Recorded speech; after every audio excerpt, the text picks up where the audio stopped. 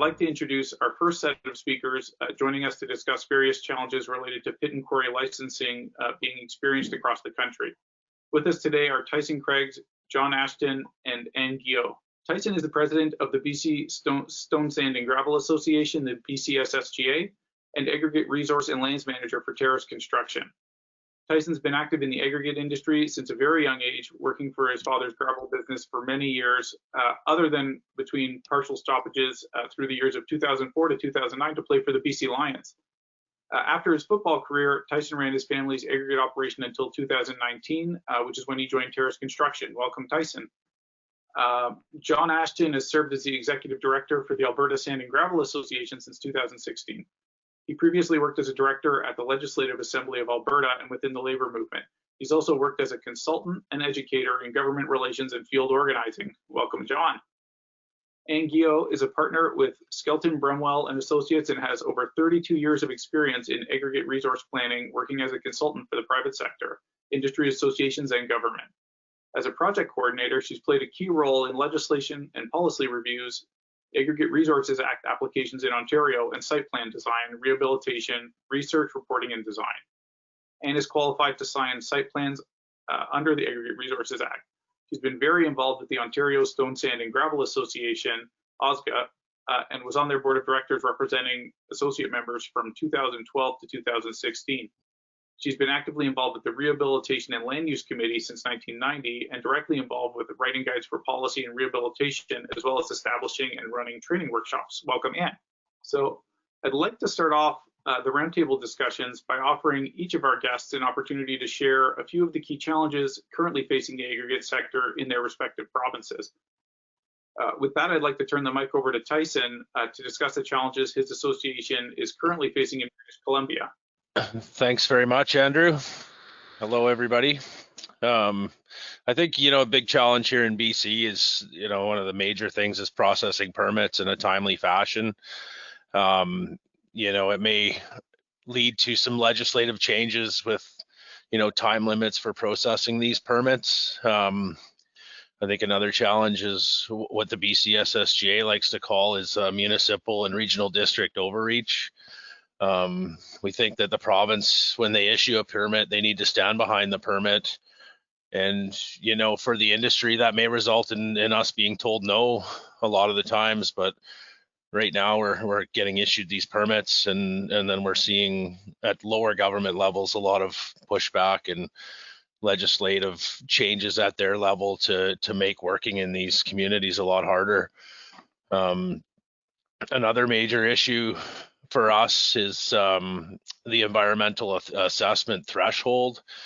It currently sits at 250,000 ton a year, minus 15%. And these, I don't know what your costs are in other provinces, but we're setting budgets at like $2 million to complete these environmental assessments, and with an average worker in our pits is 2 to 6. Where the major mines can be up to 5,000. So I think, we've been lumped in together with the major mines, and it's having an adverse effect on operating sand and gravel pits. So my third point is legislatively, we need to address the difference between major mines and mineral mines and sand and gravel and quarrying. The average, like I said before, average aggregate mine has 2 to 6 employees, and the mineral mines can have up to 5,000. You have to produce up to 2 million tons or extract 2 million tons of material to get, say 250,000 tons of pay dirt is what we call it. So we've all been lumped in together with that, and it's having an adverse effect on our industry. So those are kind of my top four issues there, Andrew. Thanks for sharing that, Tyson. I'll hand the mic over to John Ashton now to share a recent success story that the Alberta Sand and Gravel Association has celebrated over the past summer. So, John, over to you. So we had in May a very surprising court decision that I'll give the brass tacks of it, essentially changed the entire framework that environmental permitting happens from a program called Code of Practice, which is tailor-made for aggregates, to a much wider, larger, more intensive program that really isn't meant for aggregates, environmental impact assessments. And this put a effective stop to a huge number of applications that were sitting before Environment and Parks Ministry for approval. And because we became reclassified from being a gravel pit to being quarries and mines, very within the single stroke of a judge's pen. So this was, I guess I don't have another word for it. It was an emergency. And we had to find a remedy fast. And fortunately, the only real legal remedy to happen was the most complicated one, which would be a bill going through the legislature.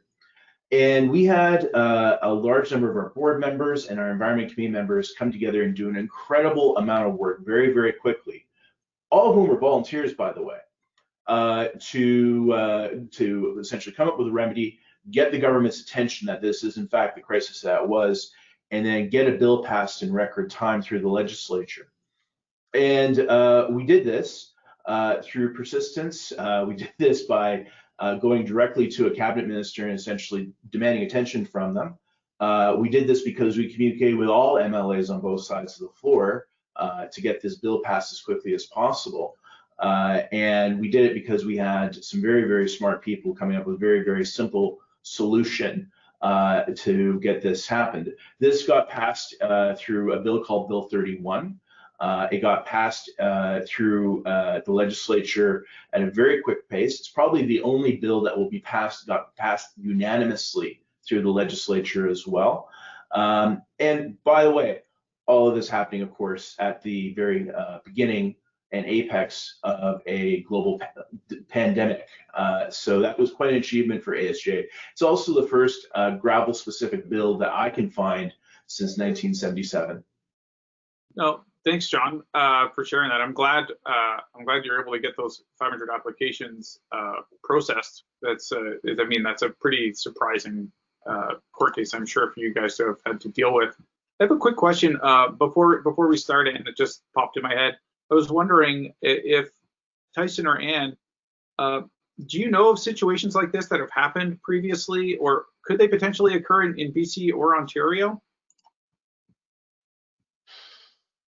You want to go first, Ann, or me? Sure. I can't think of an example that went to such a high level for change in the legislature. We've seen changes more at a policy or provincial plan level, but not to the height of which you described, John. I think there's been policy changes here in BC that have led to the same sort of occurrence. Like back in 2014, I believe we had, you guys probably all heard about it, the Mount Poly incident in BC, and where a tailings pond let go in Likely, BC, and destroyed some habitat in a river. And I think the government, they did an attorney general, or I think it was the attorney general, did a report and came out that the government was undersecured. So it triggered a new 5-year renewal policy for all our permits. So we were basically, all of a sudden, just because you had a mines permit didn't mean you could, mine. They went out and said, you have to renew your permits every 5 years. So that was pretty much everybody. So with that came along updating your securities, back to First Nation consultation. So some of the problems I talked about earlier are all kind of coming down from this Mount Poly incident. So it created a lot of policy changes internally, which is basically what the association's been fighting for the last, 5 to 8 years. So thanks, Tyson. Thanks, Ann. So Ann, I want to turn the mic over to you so you could share a little to our audience about what's been happening in Ontario. Well, we've had a lot of changes. I like to refer to the 3 dimensions of change for legislation within Ontario. And the first one deals specifically with legislation and regulation. And to give a bit of context for what we're experiencing now, the existing regulations and provincial standards were put in place back in 1997, and they went along relatively unchanged with the exception of some minor tweaks until about 2014. And the government of the day at that time came out with a document that they referred to as the Blueprint for Change, and it laid out a path forward that they wanted to implement through changes to legislation, regulations, and provincial standards. But they presented it in a format that was non-legalese, that it was just discussing concepts and how they'd be dealt with. So we knew since 2014 there would be change coming. In 2019, we had a new government in place, the Provincial Conservatives, and they brought forward an aggregate summit, which producers and the like were invited to, and it was the government's intent to gain insight of the industry by the producers to them, and one of their key focuses was to try to reduce red tape and duplication of efforts within the industry with the existing structure. So they were still appeared to be somewhat committed to the 2014 document, and we started to see changes to the legislation late 2019, which were essentially enabling in nature, which means that it allows the details of the regulations to be developed, which came out in draft in January of this year and were approved in August. So we've been dealing with the prospect of change for a long time. The Ontario Stone, Sand and Gravel Association, as well as individual members and producers, consultants, have been involved throughout this whole process in presenting to standing committee, attending meetings, providing written comments and examples of problems they're experiencing. And the government, I'm pleased to say, has requested this input as well as listened to it. And most recently, when we did an evaluation of the regulations that have just been passed in August, we were able to see of all of the comments that we provided, 62% of them were either partially or fully addressed. And we were really pleased with that kind of partnership that existed between the industry and the folks actually writing the policy. The changes that we were able to see get through mainly dealt with clarity, as well as a reduction in the overlap of agency and public comments. And finally, there were some specific things regarding removal of proposed restrictions concerning recycling that they'd intended to impose. So it's nice to see that we have seen an attempt by the government to put into place their reduction of red tape. And it was a really positive outcome, I think, of what initiated in the aggregate summit. The second dimension of change is relating to how individual producers and applicants deal with the government.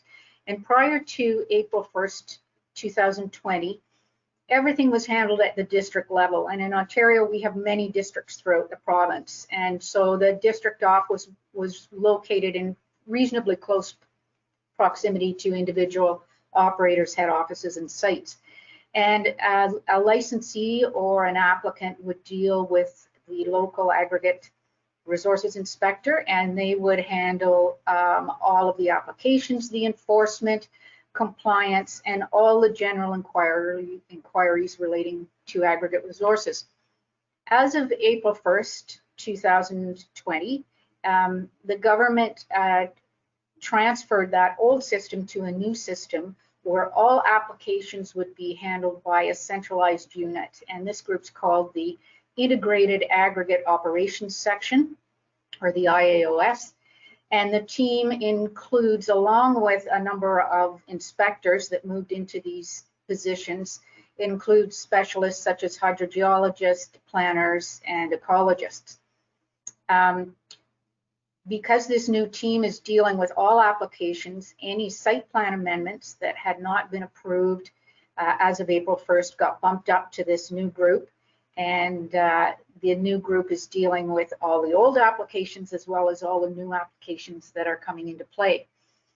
The goal of this transition was to improve consistency between the rigors of an application in districts. Some districts required specialized notes on drawings that others didn't. Some required more information. So there was a goal to get back to a more consistent approach, which the one unit would provide. It also aimed to reduce the number of people reviewing the application. Instead of working through the district and then having to go to the region, this one unit would handle all applications. And if those two things were achieved, then better service would be provided, and ideally the reduction in time for approvals would be achieved.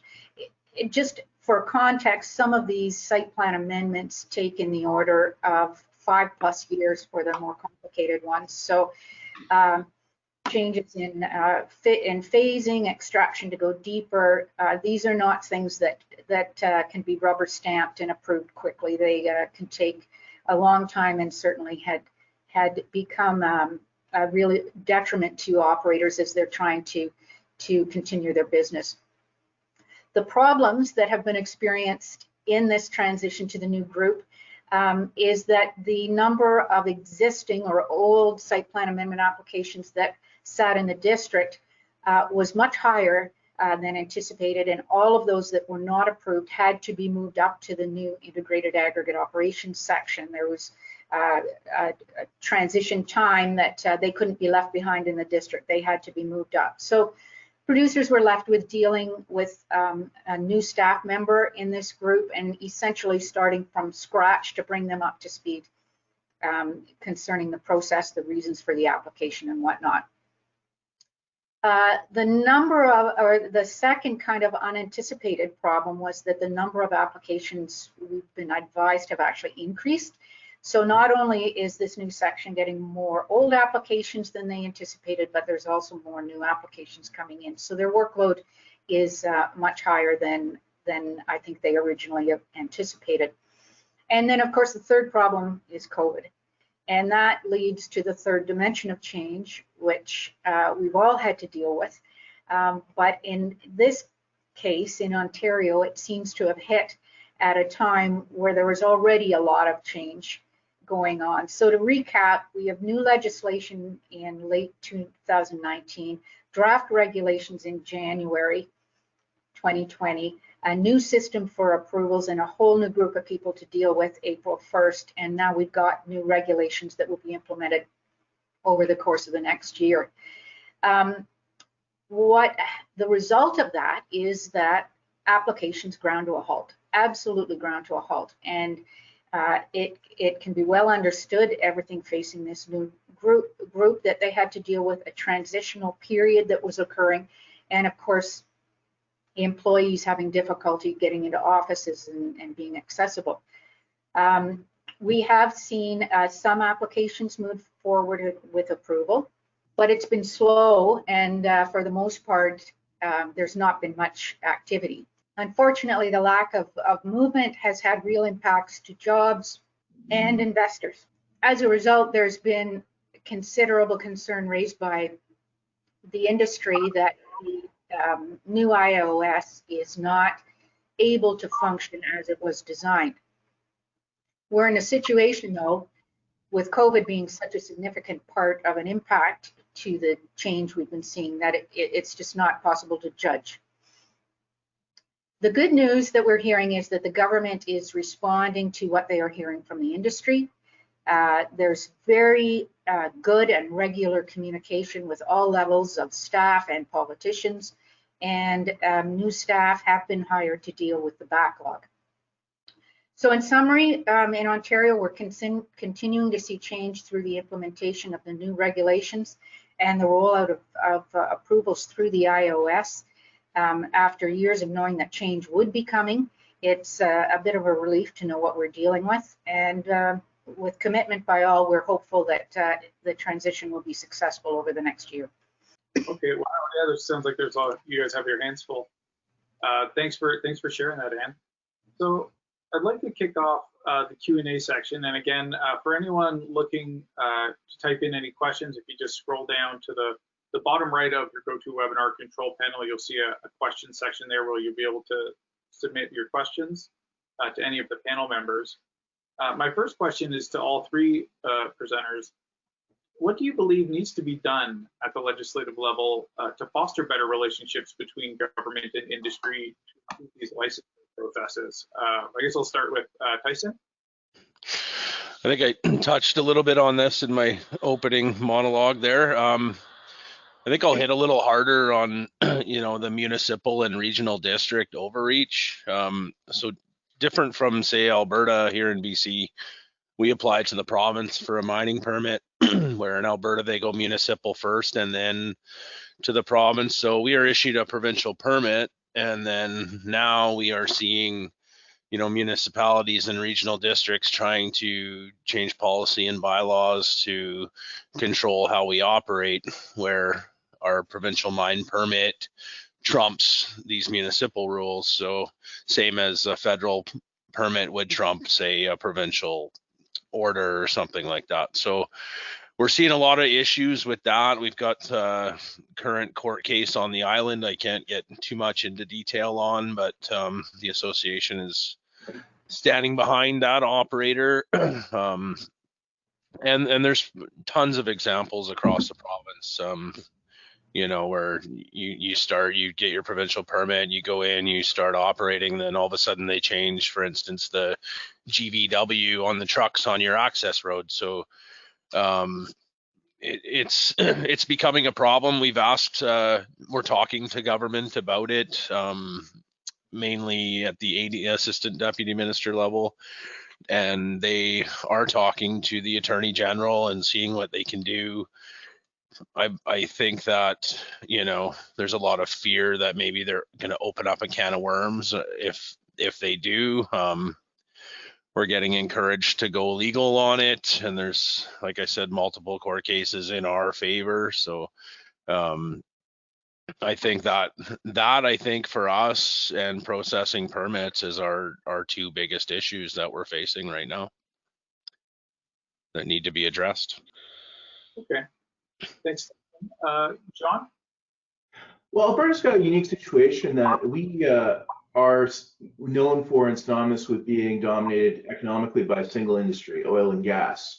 And the legislature, no matter which party is in power, their concerns and addressing their concerns tends to drown out the concerns of every other industry.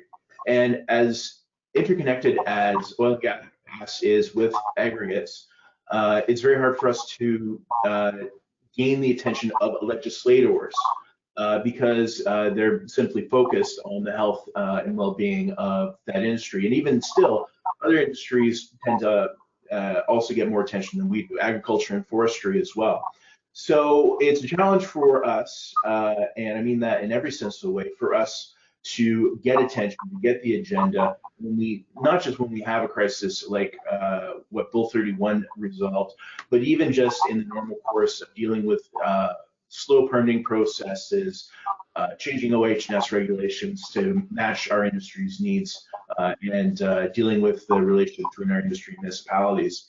None of these will grab headlines. None of these will get an MLA reelected, but if they're not resolved, the cascade effect will impact this province a great deal. For sure. It's like you'd mentioned before, and I remember in your article in our last issue, when you discussed Bill 31, I know that the aggregate sector has had a lot of difficulty gaining the attention of the legislator and the policymakers because, in relation to oil and gas, your GDP is going to be fairly low, but your impact on the industries in Alberta is huge. So it's very fortunate that you were able to get the applications moving again. Yeah, I was having this conversation actually yesterday. I got a call from Western Economic Diversification, which is a federal ministry, but it was a staffer who was trying to learn, which is great. And I said, there's the aggregate industry in Alberta itself is very small, proportional to other industries compared to other economic drivers. But all those big economic drivers disappear without us, and that's something we have to remind elected officials and staff. And also, we have to take up the responsibility to do that work. It's a two-way street. I can't just sit here and blame MLAs for not paying attention to us if we haven't sought that attention.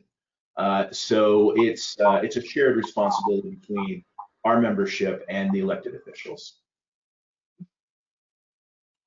Thanks for that, John. Anne?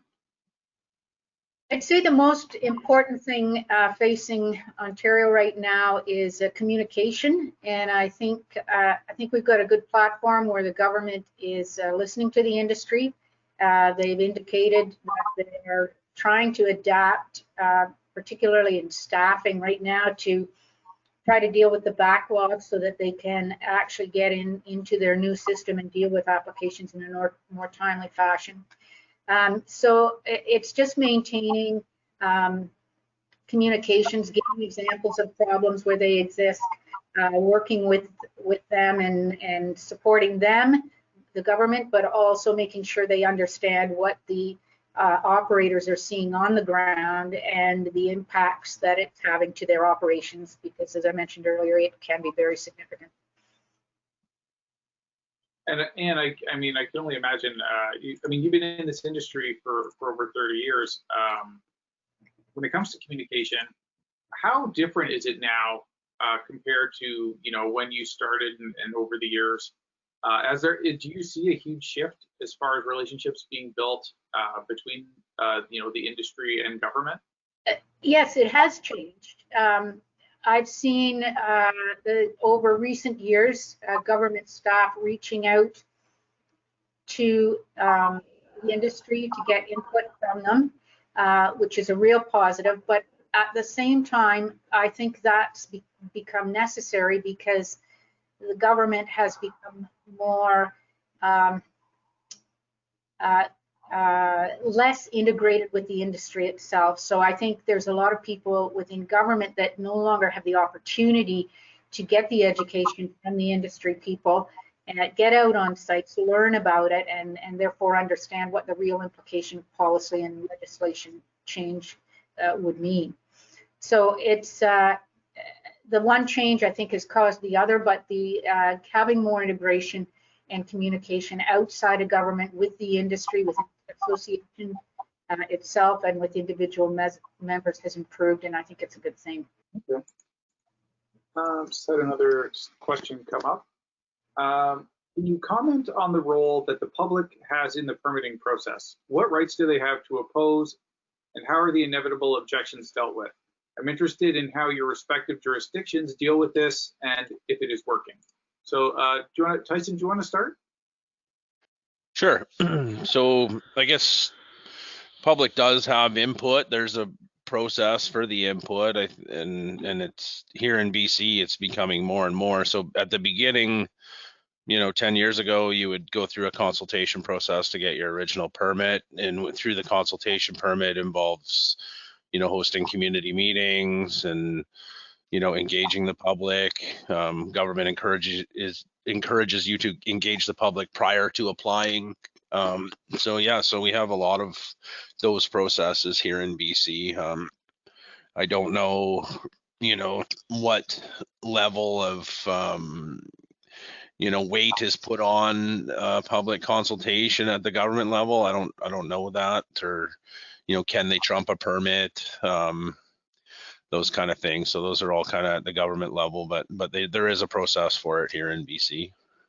Okay. John? Well, as Tyson mentioned earlier, at the initial level of approvals come from municipal governments. And is it working? Absolutely not. It's not necessarily because municipalities do it wrong or do it right. It is because we are effectively playing a hockey game or playing on a hockey team that has a different rule book every game we play. Because there's a huge amount of municipalities in Alberta. There's 240 of them. Probably about 25% of them, to greater or lesser extent, have aggregate operations within their boundaries, and each one of them has a different process for permitting. And of course, that means a different process for public input. In some places, it's working great. Some places it doesn't need to be changed. In some places, it's not working at all, not for the people and not for industry. So it is an ongoing conversation. And again, it's one of those things we're trying to get government's attention, provincial government attention on how to deal with that. We do have a healthy conversation ongoing with the Rural Municipalities Association, which is the umbrella group for municipal governments outside the cities in Alberta. But it's very, it's a very, very difficult thing to do when you're a gravel company, if you're working especially across municipal boundaries, as most of them are, to have to deal with a completely different permitting process and a completely different kind of conversation with the public from place to place. Thanks, John. Anne? I think it's interesting to note in Ontario, things are done differently than out west. We have a double approval process that applicants must go through. And the one side is under the Planning Act, and the municipalities lead that process, and there's a requirement to ensure that the land use for extraction is permitted. And often that includes an official plan amendment application, and almost always a zoning bylaw amendment application. The provincial government has the mandate for the Aggregate Resources Act, and that's the licensing side of things, which deals with the permission to extract material and oversees the operation and rehabilitation of the site. So the one side, the Planning Act, has its own process for public consultation and review, and the Aggregate Resources Act has its own. Often these two applications go through the process at the same time. Under the Aggregate Resources Act, there is a requirement to circulate to landowners within 120 meters of an application site, post a notice in a local newspaper, and also post a notice on site. There's a review period, and anyone has an opportunity to provide comments, and the applicant must respond to those comments and address concerns and questions and whatnot. And if the permitter still has concerns, then they have an opportunity to object to the application. And it's been our experience that in almost every case, if there is an objection, then it is referred to our local planning appeal tribunal, or LPAT, which is the old OM, which is the new replacement of the Ontario Municipal Board, the OMB, and it is adjudicated at that level. And sometimes the Planning and the Aggregate Resources Act will come back together and both be heard in that setting. So in Ontario, the public has a very strong ability to dictate whether there is approval without going to LPAT, or whether it has to be heard at the LPAT. And it's interesting to note that there's no cost for the public to refer an ARA license application to LPAT. There is a cost through the Planning Act. So we've got a lot of applications that end up being adjudicated at the local planning appeals tribunal. Okay, thanks, Anne. And when they go to the tribunal, is that what kind of delays does this typically mean for producers? I'm sorry, what kind of delays? Yes. Oh, I would say, putting COVID aside, the delays could be, I think you'd be counting on a minimum of a year, and it could be multiple years. Some of the hearings take weeks, 5-6 weeks to be heard. So part of the issue is finding a spot in the calendar where LPAT can have that extended period of time to deal with one case. In some cases, they'll start with 2 or 3 weeks, and then there'll be a break of many months, and then they'll get back to it to finish it off. There's been an attempt to try to improve the responsive time for setting the hearings, but it still takes time. And we're seeing more frequently case management hearings being held in advance of the LPAT hearings, which are aimed to reduce the issues and increase the preparedness for the LPAT hearing, but there's delays in getting these case management hearings. So you're back to to initial delays to actually get started. So it adds, I don't think it would be less than 2 years as an additional timeline if it's going to LPAT. And then once you're in LPAT, that could be years. And then there's a lengthy period of time to wait for the decision after the hearing's been met, because the workload, as I understand, is quite incredible for these hearing leaders, and they're dealing with other court cases while they're still having to write up reports. So it's lengthy. Yeah, and I'm sure COVID's not helping with that for sure. That's right. Tyson, you mentioned, in BC that it starts at the province and then you guys work with municipalities afterwards. Does that present? I just wonder if that presents a different set of challenges from where you start with municipalities and work towards the province. Oh, yes, definitely. I mean, and there's no consistency, Andrew. That's what we're finding the big problem. Like, we have no problem working with municipalities and provide, like, a lot of the times it's over a fee. They'd like a road levy fee, those kind of things, and we don't mind paying. We just like to see the service in return. So what are we getting in return? Is the money going back into the community for projects? Is it actually being used for road maintenance? So lots of challenges there. Too many to get into in this panel, I would think, but it all stems back to what I said before: is we need the province to step up and stand behind the permits they issue. And you touched on it. We know we have a few minutes left. I was just curious.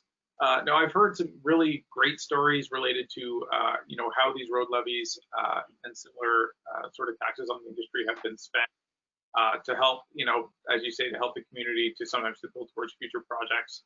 I'm just wondering what can be done at a municipal level to help, or the provincial level, to help ensure that when this industry is getting hit with these types of levies, to ensure to try and ensure that these fees are going to be spent towards something that will help, foster growth in the industry.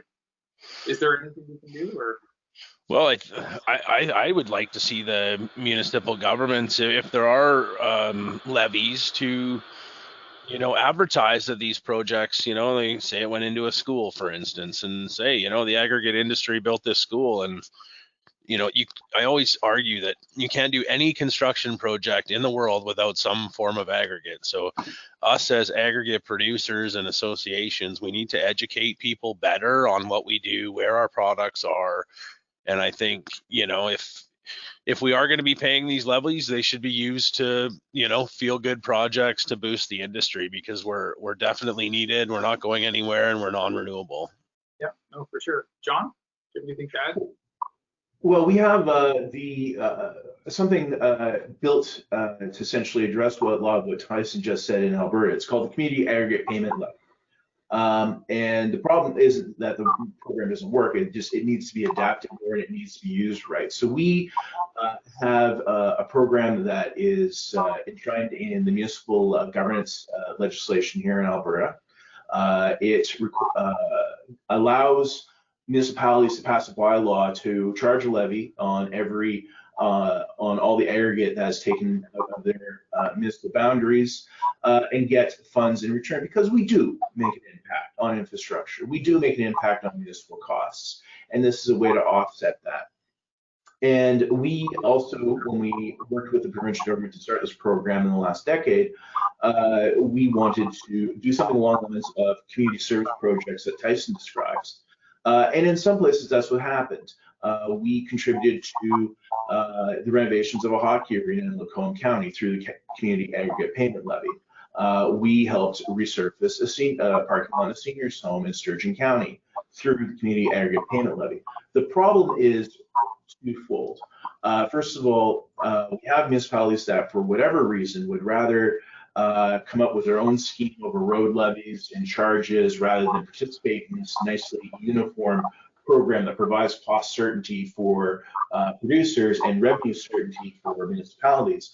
And the other problem is some collect it and it simply disappears into the ether of general revenue. And I'm not going to say those funds are misused, but there's no transparency, and certainly there's none of there's no way to show to the public that this industry is contributing to their well-being in the manner that Tyson described. So it's a work in progress. It's a program that has to be reviewed and renewed every 5 years. This next one is coming in the end of 2022, but we're already going to start the conversation with government and with municipal governments on how we can improve this program for both sides. Thanks, John. Anne? The Aggregate Resources Act requires an annual tonnage fee or levy for every licensee to pay, and right now it's sitting at over 20 cents per ton, and the vast majority of that goes to the lower tier municipality, with payment also to the upper tier municipality, the provincial government, and the organization that the Ontario Aggregate Resources Corporation, or TORC, that manages the funds. Similar to what John said, that when the money goes to the municipalities, there's no strings attached to it. It can be used for whatever they want, and I'm sure in many cases that there is no transparency. In other cases, it's put to roads. I know at one point, I don't believe it's the case anymore, but at one point there was a municipality that used that money to give a break on taxes. So it is required. It's universal across the board.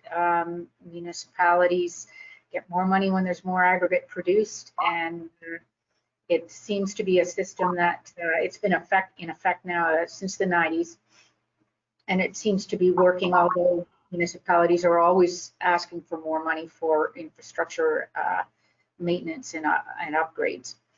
The interesting thing to that aggregate tonnage fee is that it was originally, when it was brought in the 90s, it was at a fixed rate, and then in the last 2 years it's been changed so that it's being indexed with the cost of living. So it creeps up each year, and the percentage stays the same, but the dollar amounts going to those 4 groups will change as cost of living increases, which is a good thing. Okay, thanks, Anne. Looks like we are out of time for our panel discussion. So I want to thank all of you, Tyson, John, and Anne, for joining us for the first roundtable of the day. We really appreciate you taking the time out of your day to share your experiences.